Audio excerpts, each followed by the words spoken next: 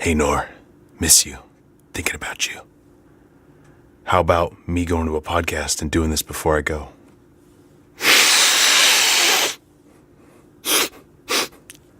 There's those big grains of knowledge falling, but I miss you. I miss you a lot.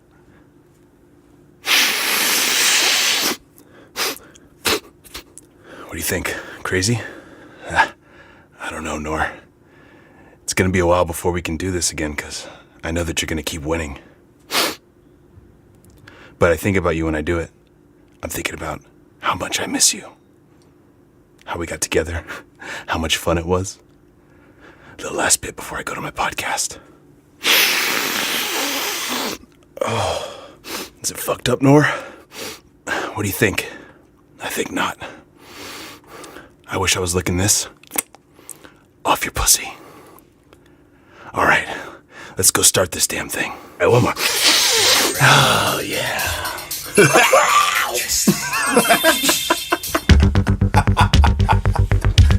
If he coughed like that, that would be amazing. Hopsky. You know, you gotta move through it, boy. Talking about. Was that his tooth? Somebody call it Dennis. Fuck the doctor.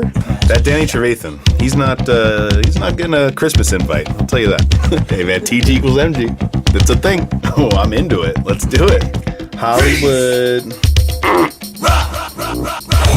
Oh, you want to play battleship? The smell of laughter. We shall see. Oh, we will see. That's something we'll do. We'll see. Base. Yeah, we will. Yo, yeah, we will. Fuck you. Fucking more better show up tomorrow. This podcast is gonna be fucking weird. I hope these trades don't fuck up all my this whole podcast. I was wondering if you did it.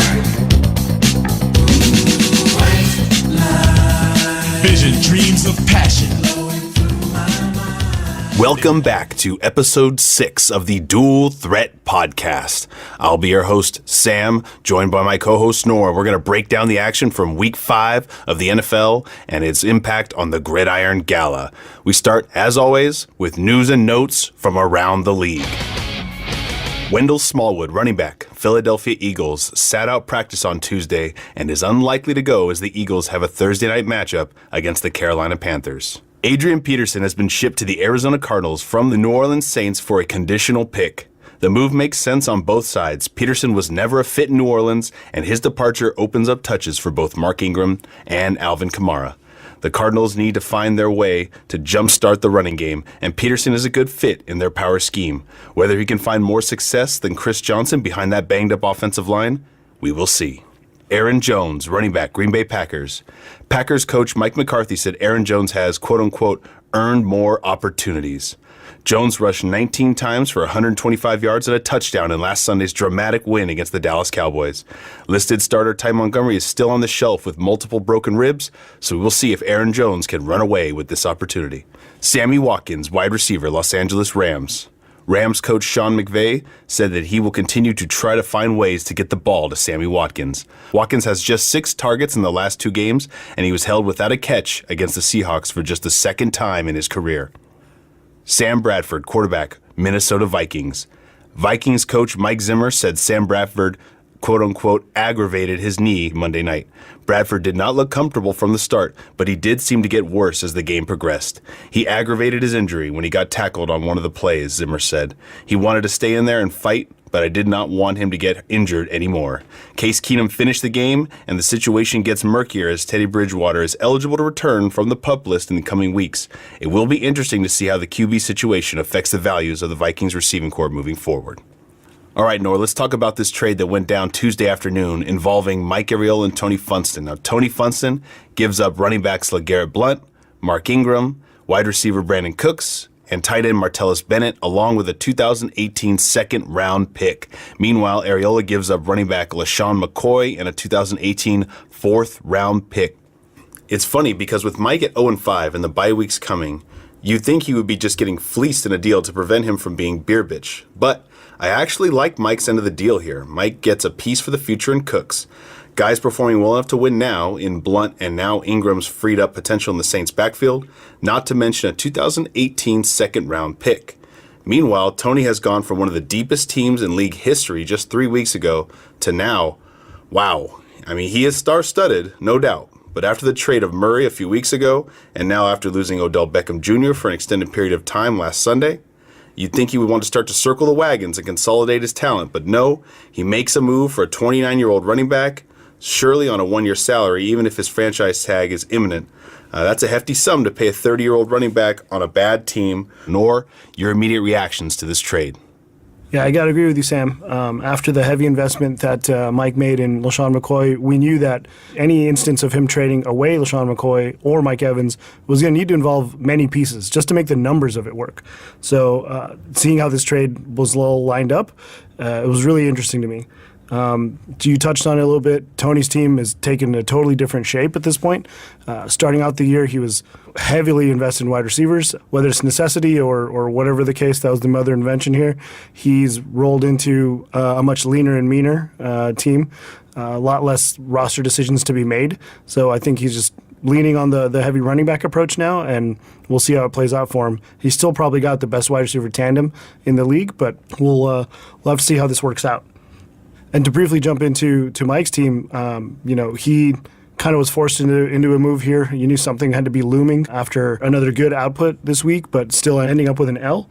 Netting 4 players and a second-round pick for LaShawn McCoy is a pretty awesome haul, regardless kind of who ends up staying on his team, who ends up moving in other trades. At least most of them can easily be starters. I say most of them because Mike's already wielding a pretty impressive stable of wide receivers, and now just adding Brandon Cooks to that, he's pretty stacked. And it's funny how Tony went from the stacked wide receiver team to Mike being it kind of all in one trade, it seems.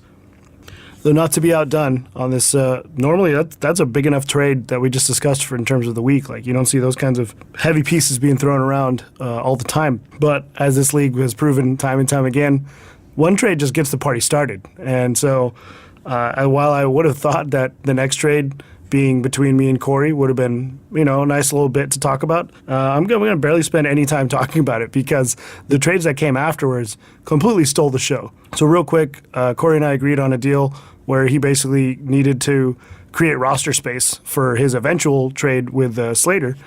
But in the trade with me, he gave up Carson Wentz for a 5th-round pick in 2019. And from my perspective, not a lot of thought to this one. I just, having another quarterback gives me a little bit more flexibility in terms of not needing to rely on Kirk Cousins depending on what matchup he's in or anything like that, or if other people on his offense start to get hurt, or you never know. So I feel like it was kind of an easy decision. And, hopefully the 2019 draft isn't too loaded to where I miss out on a 5th-round stud. But felt like the move kind of needed to be made. And little did I know, it was just getting the party started. A mere minutes after my trade with Corey went through, he pulled the first of what would be 2 blockbuster deals on the evening. Corey and Slater agreed on a deal in which Slater gave up running back Zeke Elliott, quarterback Matt Ryan, wide receiver Zay Jones, in exchange for wide receiver Dez Bryant and a 2018 first-round pick that had previously belonged to Gomez. As we've seen before in this league, and just a few weeks ago we saw it, Slater's clearly bored with just making conventional trades. He wants to make trades that set the table for other trades and probably even set the table for other trades. So that first-round pick that he netted from Corey would prove to be another trade piece in our next trade that we're going to talk about. But doubling back on this one, it's still a little bit baffling to me that Zeke is not on Slater's team. Kind of seemed like we'd never see the day where that happened. I don't think he would have normally let it happen. But I do think that, Dez's matchups have been really tough. Corey touched on it last week during his call with us. But realistically, you're expecting a huge bounce back, I think, from him to make this trade start to be more even. If it was just about a money thing, then, sure, I would understand that. But it's not like Dez is coming at a cheap price either. So it'll be interesting to see how this plays out overall. Like I said, he already had a plan in place for the next trade, which leads us into the second trade of yesterday evening. Maybe in a matter of 10 minutes, I think we had 3 trades go through in this league, which is amazing to me. But Slater's roster reformation project continued as he traded Le'Veon Bell and the 2018 first-round pick that he netted from Corey into a trade with Mike Arriola for running back Alvin Kamara, running back Lamar Miller, and wide receiver Amari Cooper. So he definitely netted a wide array of talent here, but giving up Le'Veon Bell to do it, it's really going to be interesting to see how this plays out. Despite our best efforts, Le'Veon Bell still continues to get traded all around this league, and his amazing salary price is going to continue to stay majoritively unfair if this continues to happen. I got to say, for Mike to rebound from losing Dalvin Cook a week ago to netting Le'Veon Bell, I don't know if that happens in any other league, depending on format or draft picks and keepers and whatever else plays into other leagues and how they're designed. It's pretty crazy that this worked out the way that it did. Also, for Slater to have an evening where he deals away not only Zeke Elliott, but also Le'Veon Bell. You got to wonder whether he's just planning on more wholesale roster changes and just needed to free up some money, or he had just grown tired of the three-headed running back approach that he was trying to do and trying to sell assets at their highest esteemed value. We'll have to see. Counting both on Dez and Amari Cooper to bounce back. If they do, this could end up really working out for him, but he's going to really have to rely on Ajayi to become a RB1, which he hasn't yet this year. Alvin Kamara to continue his ascension, and that could be the key to this whole thing. And lastly, Deshaun Watson's overall impact on the entire Houston offense has clearly helped Lamar Miller regain a bit of his form. So while on paper it's really hard to see the same names that I talked about getting in exchange for some of these smaller names or other rookies, there is a way that this could work out. Only time will tell. And, at this rate, Slater might only have this team for another 2 weeks and then pull another trade. So let's see how it all plays out. Holy shit. All right, with news and notes from around the league, we're going to move on to our matchup review section. Matchup 1, Noor versus Kevin. Man of the match. Leonard Fournette showed up in a big way here, scoring 30 fantasy points in his tilt against the Pittsburgh Steelers. Fournette finished with 181 yards and 2 touchdowns on 28 carries. Fournette dominated the Steelers' defense and really allowed the Jags to control the flow of the game.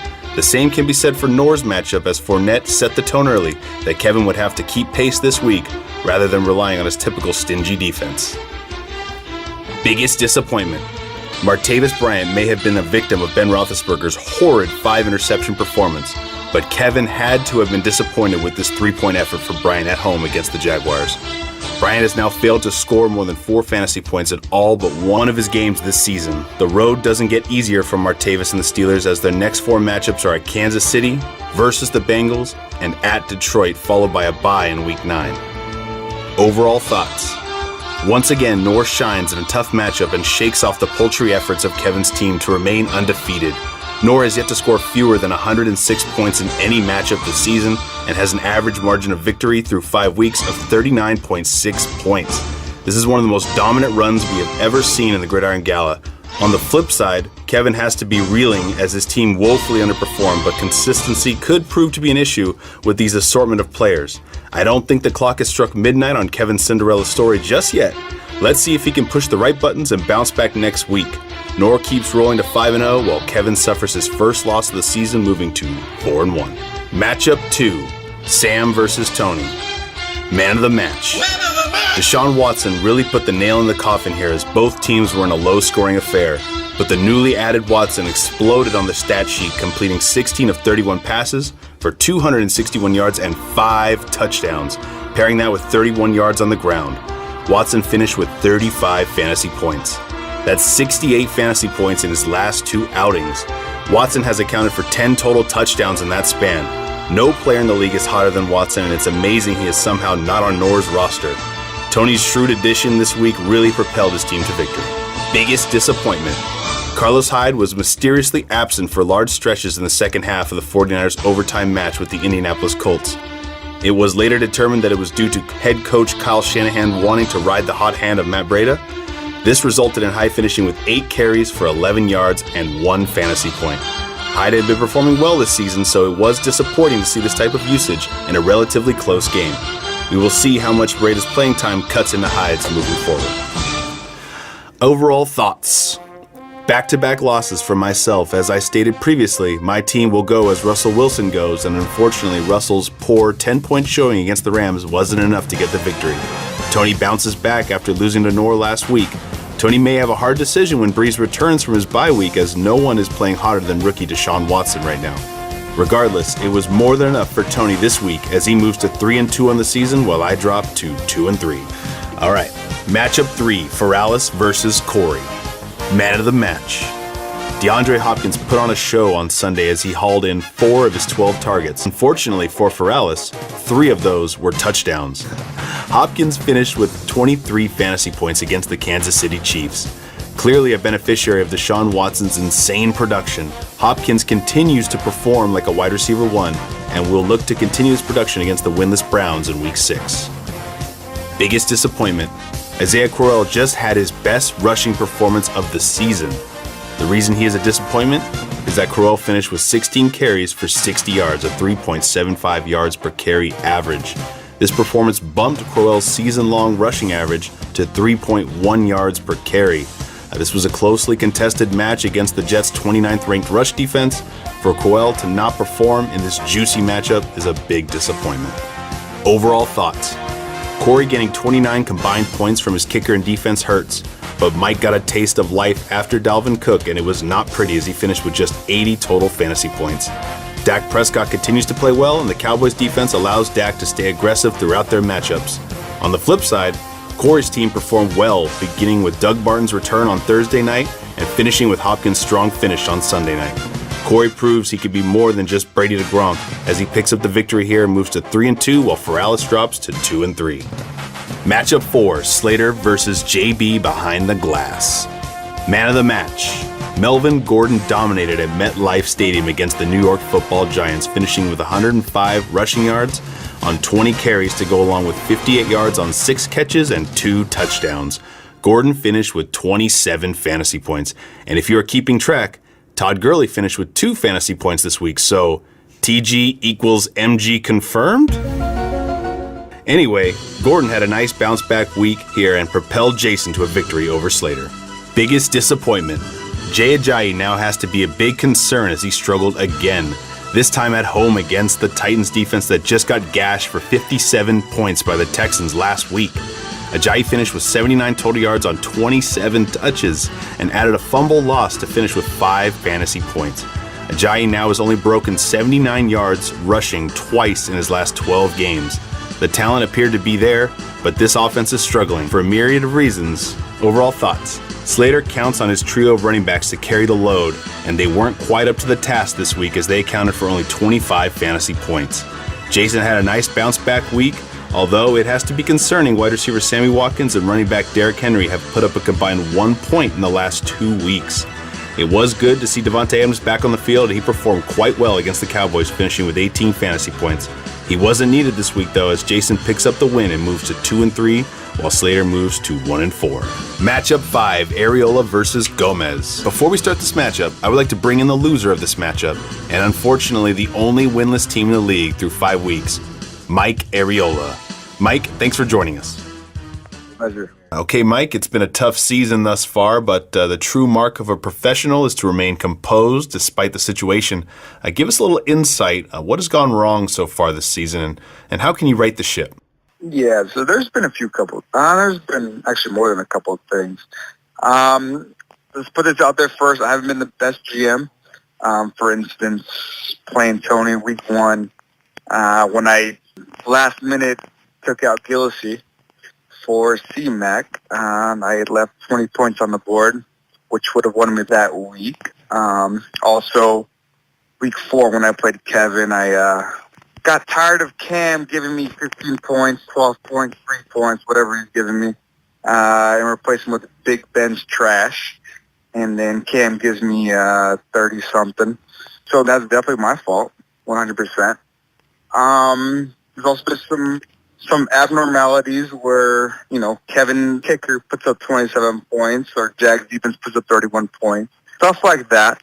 I actually put a little number work in out of the 5 weeks that I've been playing. 3 out of the 5 weeks, the highest points scored per week by each GM was against me. Very interesting analysis there. Very interesting.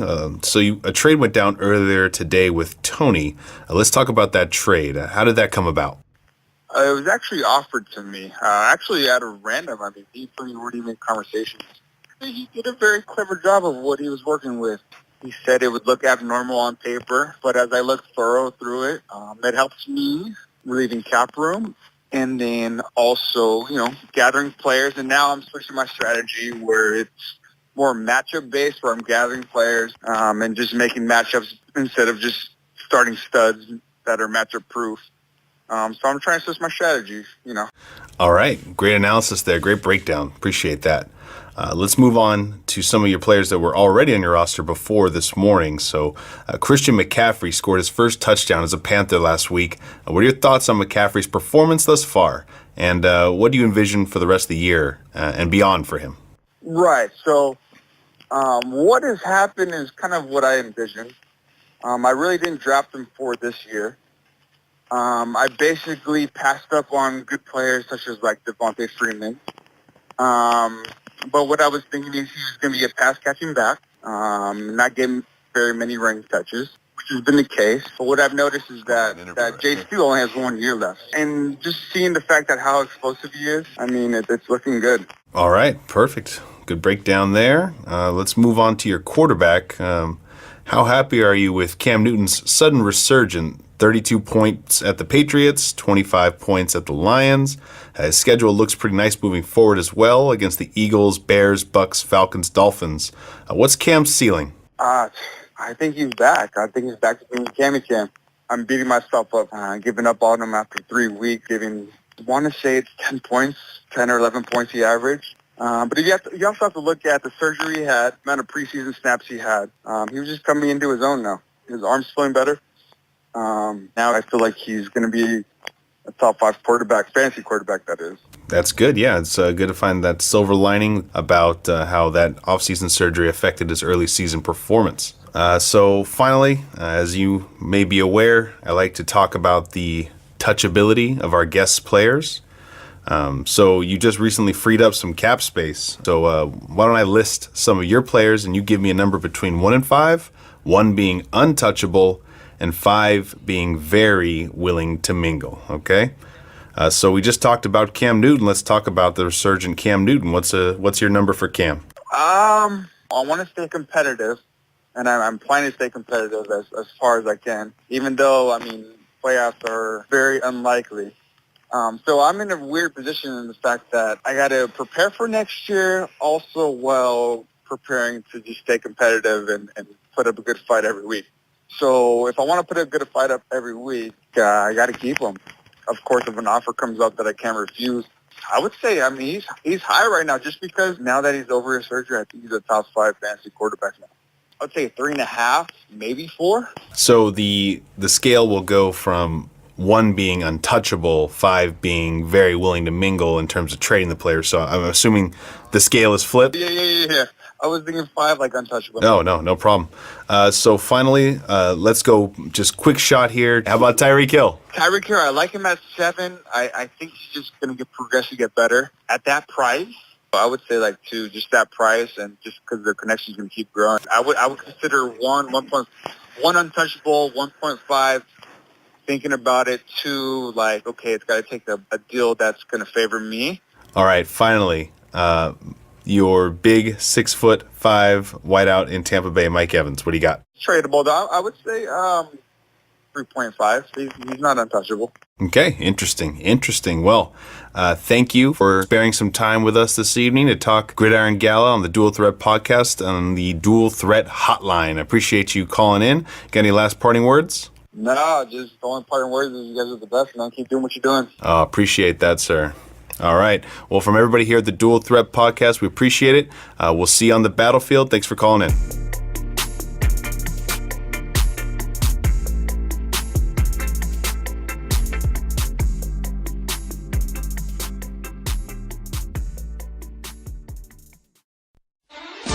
Man of the match. This has to be bittersweet for Mike as his team was undone by his own Jacksonville Jaguars defense. The Jags defense and special teams obliterated the Steelers, sacking Big Ben twice, intercepting 5 passes and scoring 2 touchdowns, ultimately finishing with 31 fantasy points. The Jags piled it on the Steelers and Gomez piled it on Mike with the start of the Jacksonville defense. Biggest disappointment, Mike Evans let Arriola down again as he finished with 5 catches for 49 yards on 8 targets. Evans is averaging 10 targets again this season It was just disappointing to see him do so little with these targets last Thursday night against the terrible Patriots defense. Things won't get easier next week against Patrick Peterson and the Arizona Cardinals. Overall thoughts. The bad luck continues to pile on Mike as he has had a decent scoring output this week, but was once again crushed by a high-scoring opponent. Mike's league-leading average points against this week are going to rise as Gomez has to be enthused by Duke Johnson's strong performance, and it appears to be the back to own in Cleveland. Another disappointing week for DeMarco Murray, and it appears the trade made just a few weeks ago to acquire the Tennessee runner wasn't so one-sided, but Gomez moves to 3-2 while Mike remains winless at 0-5. And here we are once again with the real reason we do this podcast and the real reason that this league exists. We bring you Slater's Slanders.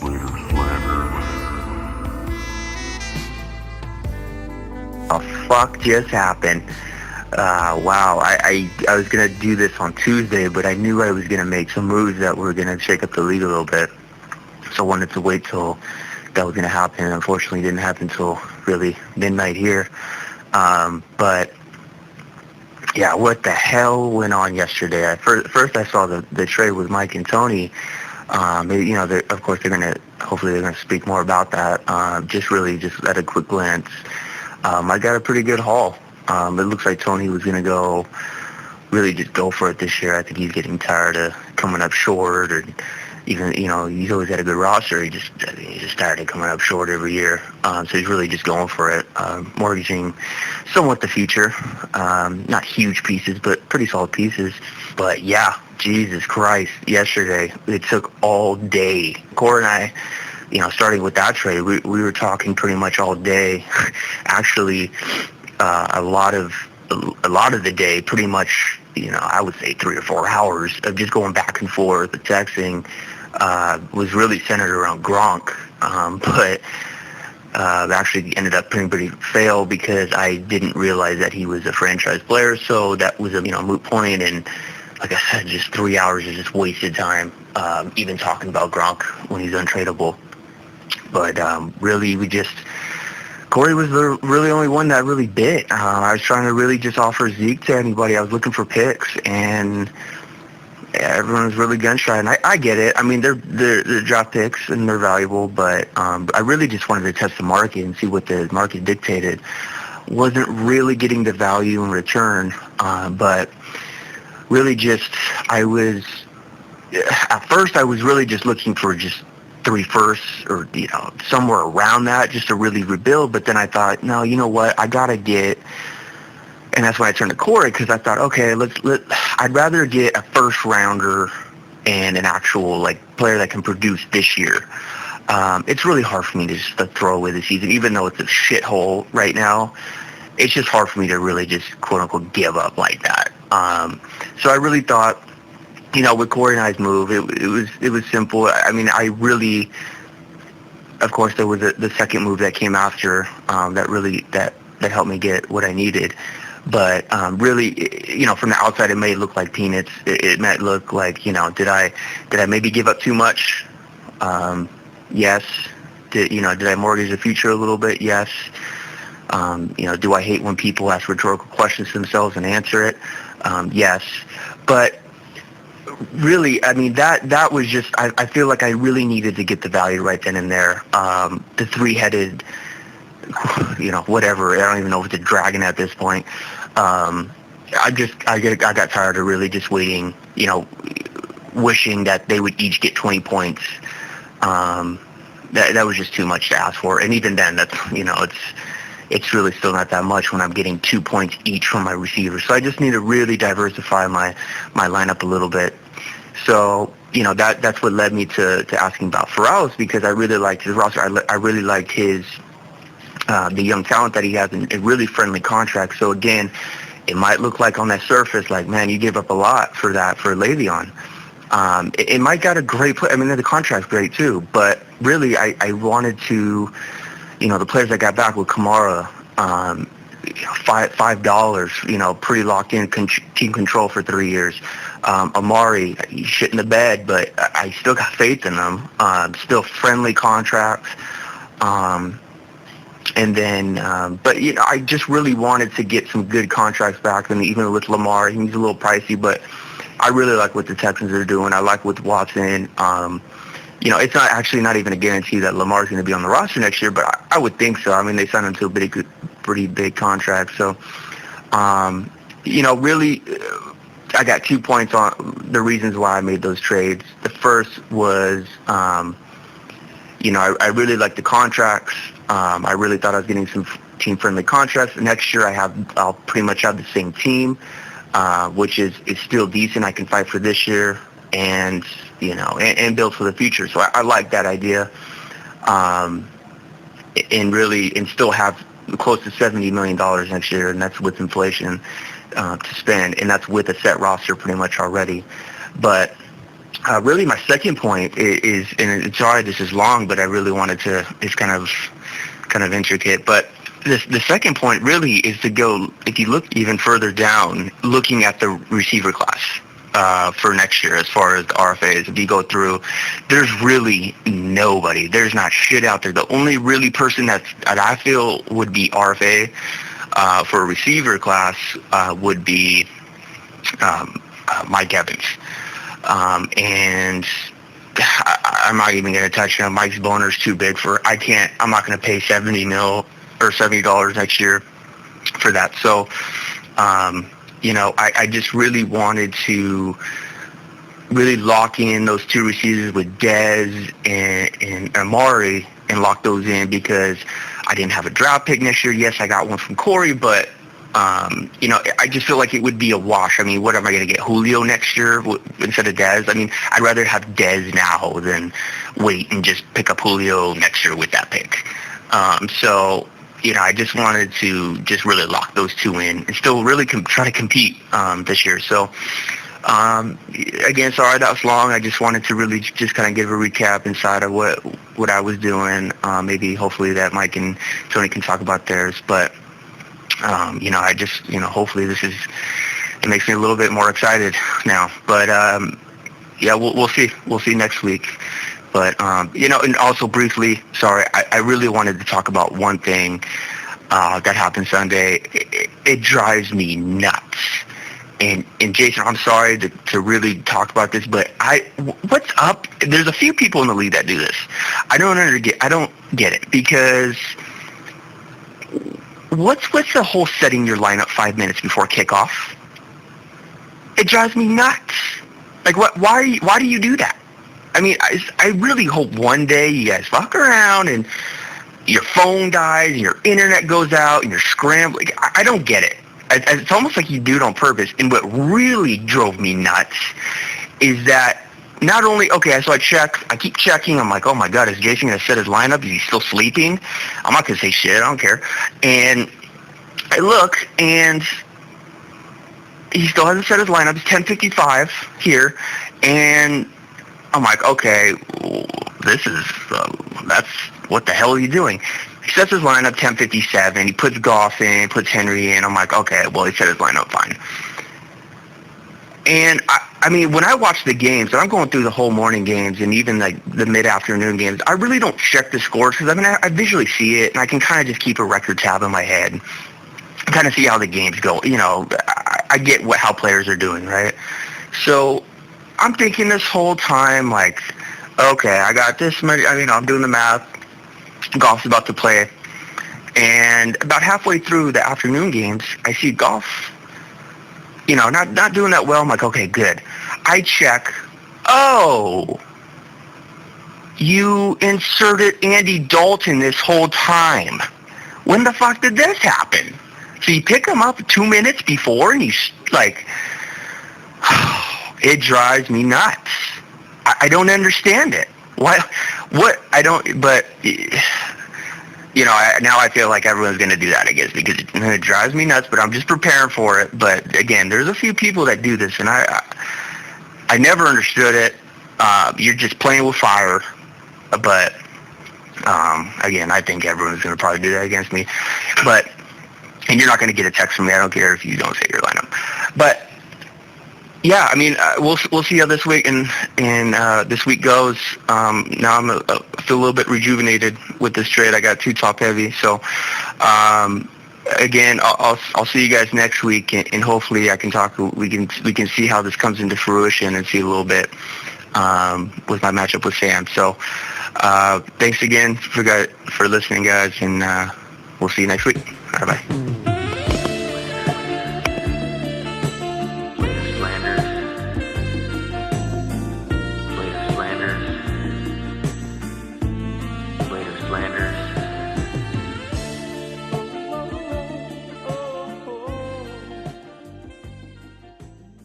Best and worst starts of the week. Let's start with the best start of the week. It's time for Sam's best start of the week.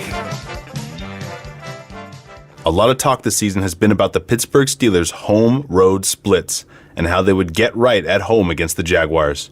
This talk was lost on Gomez as he confidently started the Jaguars' defense, and they paid him in kind as they finished with 31 fantasy points. This talented Jaguars D took advantage of an aging Ben Roethlisberger, and Gomez reaped all of the rewards with this start of the week. Worst start of the week. Stupid is stupid does, Mrs. Blue. Todd Gurley scored 2 points again. No, I'm just kidding. I wouldn't talk about the GOAT like that. The real worst start of the week is, once again, the Texans defense is involved in this category, but this week it was my decision to start them at home against the undefeated Kansas City Chiefs. I knew Kansas City rarely turns the ball over. I knew the Texans' high-scoring offense doesn't provide game scripts for low-scoring affairs. I didn't know they would lose J.J. Watt for the rest of the season, but after they sat on my bench last week scoring 24 points against the Titans, I considered them a must-start. Unfortunately, my biggest fears came to the surface and they ended up with -3 fantasy points. All while earlier in the week I dropped the Eagles defense, who had a great showing against the Arizona Cardinals. Defenses continue to give me headaches, and it's getting to the point of wishing for the sweet release of death. All right, Noor, for our special segment this week, let's investigate the first round of our 2017 draft. Let's revisit it and see how it would play out knowing what we know now after 5 weeks. I thought it'd be a fun little exercise. This is not taking into account team needs. This is all in a vacuum, but who are the most talented players that were available in the draft that not necessarily draft in that order, but how would we draft them now with the advanced information that we have through 5 weeks, okay? Since you had the first pick in our original draft, I will let you have the first pick in this redraft. Who are you taking at the 101? All right, Sam, let's get this going. First of all, tip of the cap to you. This is a nice little exercise. This is fun. Hopefully the rest of the league enjoys it. 1.01, Kareem Hunt. This pick was initially Leonard Fournette. So kicking things off in a redraft, I would select Kareem Hunt, number 1. I think not a lot of insight needs to be given here. Currently leading the league in rushing yards. After breaking out in week 1, he hasn't really looked back. He's not having that kind of week 1 output every week, but the floor has been relatively safe. He's in an offense where he's featured, he's counted on every week. Andy Reid's a hell of a play caller. Just kind of all the things you'd want. Okay, next pick is the 102. That belongs to me, and I will take Leonard Fournette. The original pick was Christian McCaffrey. So it's self-explanatory here. He's the second in the league in rushing yards, only behind Kareem Hunt, and has scored in every game thus far. He's a beast, and he's a building block on a relatively cheap contract. I love getting him here at the 102. I think that knowing what we know now, looking at it in a vacuum, Freeman continues to provide the safe floor and healthy average that you'd want from a top pick. I think that additionally, the injuries that have happened in Atlanta to some of their other receiving pieces would only add to his value in terms of getting featured more in the red zone and in the passing game. So I think Freeman's a pretty easy pick here. You're not paying too much considering the output that you're going to get every week. Also, he's not old by any means. He's 26 years old, so still a piece you can build around for a couple years. All right, at the 104, I'll be selecting Dalvin Cook. The original pick was, in fact, Dalvin Cook. So despite this knee injury, I think Cook is a stud, and the future is bright. His contract is owner-friendly, and the Vikings have no doubt about featuring him. Pick 1.05, wide receiver Devontae Adams.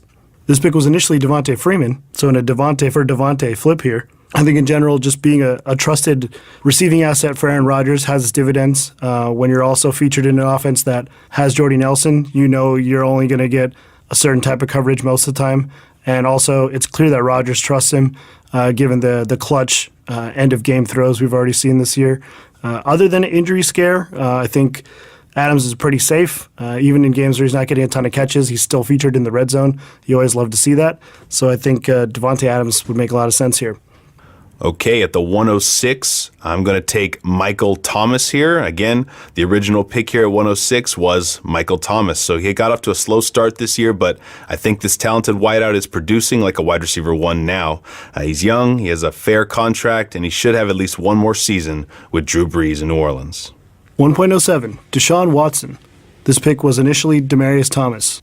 Sam already alluded to a lot of the impressive numbers that Watson's had in his past 2 games. I think that's part of what makes the decision here. Getting a quarterback of this ability that's walking into the type of offense that he is, just the sky is kind of the limit, and we're already seeing how good Watson can be right away. Add in his athletic ability, which gives you a benefit of not only rushing yards here and there throughout the game, but rushing touchdowns in the red zone, all the like. The expansion of the zone read that he can provide, I think in general, there's just a lot to like about Deshaun Watson. At the 108 here, this could be in flux, but I'm going to take Ty Montgomery. The original pick was Drew Brees. So Ty Montgomery, before the injury, really dominated touches in the Packers' backfield. He has the skills to be an RB1, and it's just a matter of durability with Montgomery. We'll see how Aaron Jones cuts into his workload, but I still take Ty Montgomery at the 108 here. 1.09, Drew Brees. This pick was initially Joe Mixon. A case could be made for Cam Newton here, given the last 2 weeks that he's had. But I think Brees' consistency over the last decade would make him a much safer play here. While normally being known for 300-yard outings and a ton of touchdowns, he's only broken 300 yards once this year, but he came really close week 1. And in exchange of that, he has not thrown an interception yet. I think you take that trade-off. All right, wrapping up the first round at 110, I'm going to take Tyreek Hill. The original pick was Martavis Bryant, so my love for Tyreek is well documented.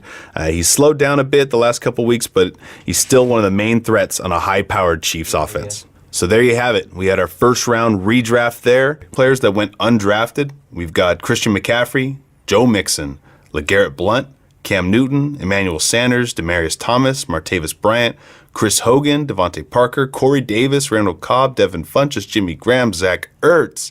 You can see there's a lot of talent left on the board, a lot of talent that got skipped over. So a lot of players out of place that are now rightfully in their respective spots in our redraft league. But it's always fun to look back and see how things could have changed had we known what we know now. And 5 weeks from now, it might be completely different. So I love doing this exercise, Noor. Thanks.